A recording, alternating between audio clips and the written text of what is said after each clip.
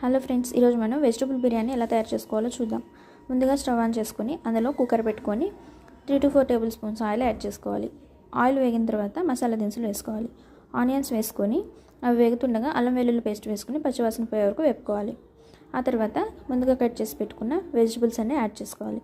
Vegetables add చేసి కొత్తిమీర కొంచెం పసుపు వేసి కుక్కర్ పైన జస్ట్ మూత అలా పెట్టేసి ఒక 5 minutes వెజిటబుల్స్ అన్నీ ఉడకనివ్వాలి. వెజిటబుల్స్ అన్నీ ఉడికిన తర్వాత కొంచెం సాల్ట్ అయితే యాడ్ చేసుకొని రుచికి తగినంత పక్కన క్లీన్ చేసి పెట్టుకున్న బాస్మతి రైస్ అనేది వేసుకోవాలి. 1 cup రైస్కి 1.5 cup వాటర్ సరిపోతుంది.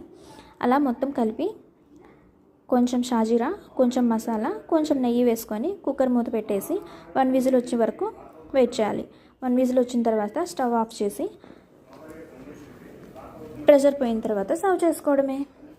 మీకు ఈ వీడియో నచ్చినట్లయితే లైక్ చేయండి.